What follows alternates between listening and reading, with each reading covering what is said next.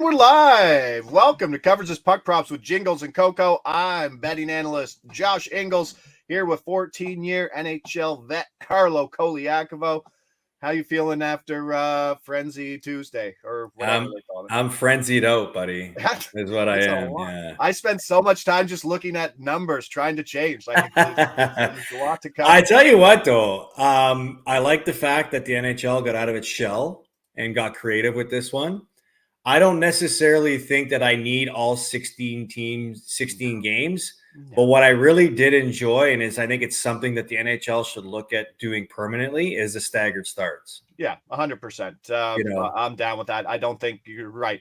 I don't think we need the 16 because we get one game before, we get one game after. Right. Don't get silly with that. And I thought it was so funny that, yes, they've set it up. They pumped it up. They're all excited. They marketed the hell out of it. And then Columbus is like, yeah, our power's not working. Yeah. Power outage. But sorry, we're going to move. Yeah. But yeah, I mean, good on them. I think it went off. It was a smashing success, and I hope to see it again. But I was more satisfied with the staggered starts. Hockey on a weeknight starting at 6:00. Giddy up! I loved it. So it was good too. All right, let's get to it. All odds coming via Sports Interaction. Washington has not scored more than 2 goals in regulation this year. They'll be starting Hunter Shepard, who has been great in the AHL, 2.11 goals against, 920 save percentage, yada, yada, yada. Sometimes it translates, sometimes it doesn't. 27-year-old. He's not the youngest of all rookies. Yeah, I don't even think you qualify for the Calder at 27, do you? It's a good question. I know it's been heavily debated. I think you do. That's the Michael Bunting 27. Michael Bunting. Yeah, I was just going to reference Michael Bunting. I've got to look into that, whether or not the rule's been changed or not. But we talked about a frenzy yesterday with all the games playing. Well, we're definitely spoiled tonight with one game on the board, and it looks like a very lopsided one. That's for sure. Yeah, New Jersey, high scoring, still giving up chances and goals, as we saw. The over is a perfect 5-0 New Jersey games this year, seeing an average combined of 7.2 goals. I mean, let's go. Jack Hughes, why not? Jack Hughes over 0.5 power play points plus 130. This is probably as good of a power play matchup as you get. The Devils have the number 1 power play in hockey, 44%. The power play scored in every game. They have 11 power play goals, 8 in their last 3 games, and they'll face the Caps' number 31 PK at 68%. They've allowed a power play goal in every game. They have the Hunter, what's his name? Something Hunter making his debut. There's Hunter Shepard. Hunter Shepard. Thank you. Yeah. Hopefully I'm not saying that name again, being like, damn, well, Hunter Shepard really closed the door on us. But no, great matchup for Hughes and the New Jersey power play. Also going to go half point Nico Hischier here. I just like the center at plus 260. Why not? But here we are. Hughes, 14 points. All primary points, bud. Yeah. Leads the league. Is he your MVP right now? Yes. And I believe, did we not do a segment before the season when we looked at non-McDavid Hart Trophy winners, and I said keep an eye on Jack Hughes? I thought he was a prime candidate to compete or push for the Hart Trophy, and now it looks even better because Connor McDavid is absent for a good stretch here, and he's catching fire. He's got 8 points in 2 games. I did the game last night. I did New Jersey versus Montreal, so I watched it firsthand. I like the power play point here because New Jersey's first power play plays 90% of the power play time. And then the second unit gets basically, feel sorry minutes. You know what I mean? It's just, and Jack Hughes, when he has the puck, he's must watch right now. He's making incredible plays. He's so dynamic, both with his feet and his stick handling. And you got to ride the wave while it's hot. He's clearly feeling it right now. He's got a very, very favorable matchup against the Washington team that, as many shots as they put up against Toronto yesterday, you thought they were the better team, but this team just isn't good at all. And I really worry about what type of season this team can have. So I think when you're focusing on the 2 best players in the team, You got to like the odds of those hitting, especially with the markets that we're targeting. And anything other you may like New Jersey wise that you could find value at, because I think this I think this is the potential for what we could see with the phrase that I like to use a lot, and that's point night. Point night. Yeah. New Jersey didn't start off hot yesterday. I mean, they came on hot. So I think there might be a little more left in the tank. Remember, and this is something that we touched on during the game, that was New Jersey's first game since Friday of last week. So maybe it took them a period to get going. And when they did get going, man, it was hard for Montreal to stay on the same ice as them. And so the game yesterday, they get some going. Now they go into a back-to-back at home. They could be feeling it and could be feeling it in a big way tonight. Now, I asked you if Jack Hughes over 0.5 power play points of plus 130 was enough. You said no. Yeah. Give me Jack Hughes over 1.5 points as well for plus money. And why not? Plus 105 here at SIA. He's just all over the ice. And one of my favorite things about this, we don't talk about it a lot. We talk about it more in football with game script. I mean, when teams are up, they kind of let their foot off the pedal. Obviously, It really happens in hockey. The bottom six sometimes get more minutes. But let's be fair, New Jersey hasn't been stout defensively. They've been allowing quite a few goals, which is keeping this offense engaged, having to score 5 and 4 a night. So I like that system. And another one you like, and there's no reason not to get on this after the performance last night, and I'm sure it'll be a very public bet, but at minus 120, this is certainly a play. Alex Ovechkin over 3.5 shots on goal. Seen some minus 130s out there. Like I said, likely a public bet, but after 14 shots on net, 17 attempts last night, tough to ignore. 32% time on ice share and 99% time on ice share on the power play. Yeah. He just doesn't get off.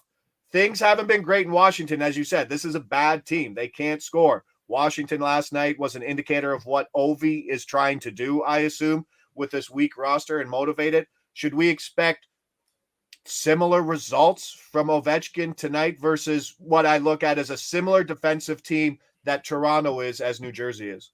Yeah, pretty much. And, yesterday, Alexander Ovechkin overshots and him to score were two of my best bets that both clicked and connected. Like the shots wager connected 10 minutes into the game. You could see he was a man possessed, and you see that the conversation around him hasn't been a pleasant one going into that game. People were talking about his slump, his age, what type of year he's going to have. Has he lost it? Is he going to catch Gretzky?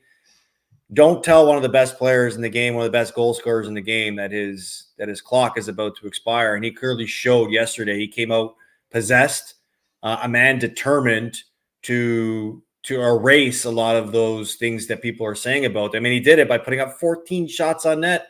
He even had a penalty shot that he got stopped on. And so they get the one goal. It's a lone goal by him. And I don't think this stops. If anything, I would hit the Alexander Ovechkin over 3.5 shot total until the market corrects itself. I think this is a value play. I think Alexander Ovechkin should be at 4.5 shots because that's what he does. He shoots. He's a trigger guy. He's a goal scorer. So I think you're getting tremendous value here. And I think you have to hit it again tonight just because of, the proposition of the fact that they need goals and he wants to score and they need him to lead that offense. So New Jersey isn't this shutter down sort of defense, where they clog everything up. They give up just as many chances as they get. And I think this could be an opportunity for Alexander Ovechkin again to cash for us tonight.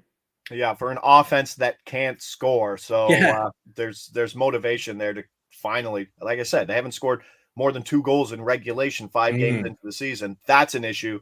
Adam Recamp says Luke Hughes power play point. I think every first unit power play guy on New Jersey is in play tonight. As I look at SIA here, we got Luke Hughes plus 333. So that line, that power play line is Luke Hughes, Jack Hughes at the top, Nico Hischier at the pivot, and then Jasper Bratt and who's the other one? It is Jasper Bratt. Is it Timo? No, I think Timo Meyer's on the next one. Timo's on the second unit. It's Palat, I think. Is it not? Is it one, two Hugheses, two Hugheses, a Brat? No, we'll figure it out. I'll look it up quickly. One sec. I got it right here. One sec. I'll bring it up too. I was just looking. First power play unit is Toffoli, Hughes, Palat. Toffoli. Oh, Toffoli. Yes. Yeah. Toffoli. I found Hughes, Toffoli. Palat, Hughes, and Brat. Yeah. Those are the guys. Yeah. Toffoli is priced the second shortest. So he's a tough one. But I do like Luke Hughes. Just like anybody on that. It's a great power play matchup. I actually think this is wrong. I actually think this, I'm going by daily face-off. But I think yesterday it was Hischier, Hughes, Toffoli, Hughes, and Brat. I think Palat was on the second unit. Yeah, I thought, because I'm pretty sure Brat had the assist, right? Well, Hischier had the goal assisted by Jack Hughes yesterday, the third one. So I think Hischier's on the first unit, I believe. Yes. All right. So yeah, great matchup there. Ovi with some shots. It's tough to get excited about anything else on that. There's one game on the board, so you got to focus on the one game that clearly is the better team. Yeah. Jersey are head above heels over Washington right now. Yeah, Roto Wire has the same. Carlo Darren says so. Yeah, good catch there.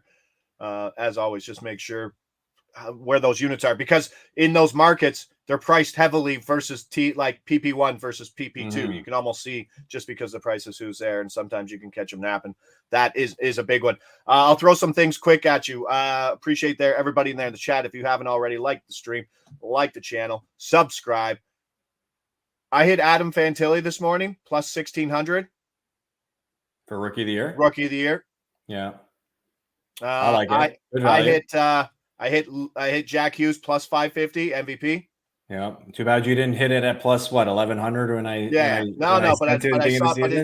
But that's how we started it. Like, we basically needed a McDavid injury to get it, but I don't know if it's going to be long enough. And Torts with Philly plus 5,000. He's the third longest guy. Philly's had to run a gauntlet right now, and they're playing decent hockey. 3-2. They're leading the division. Yeah, but once they get an easier schedule, that team could be going somewhere else. Do you imagine if Torts carries the Flyers into the playoffs? Wow. Well, so there it is. If they get in the playoffs, that's kind of like he has a shot at it. Like if they're 92 points, 93 points. That's Torts. Yeah. That's what's Bruce Cassidy at right now? Oh Lord. Bruce Cassidy. I got to bring it up now, but why do you want Bruce Cassidy? Well, Vegas, first team ever to start 7-0 after winning a Stanley Cup. You think so? You think that lasts? I look, it's hard to imagine it would, but the way this team is built, I actually wouldn't be surprised if it does last. We're seeing Connor Bedard shorten up to minus 175. And as I go down, where is me Jack Adams? Who do you want? Bruce Cassidy. Bruce Cassidy plus 1,500, the number 6 betting favorite. Maybe. Yeah, as we're looking at them right now, I can see that the numbers really haven't changed much. We still have Rod Brind'Amour at 10-1 right at the top, and Carolina just hasn't been great. They just got blanked by Jared Bednar and in Tampa Bay. They got blanked. John Cooper's name's up there, plus 1,400.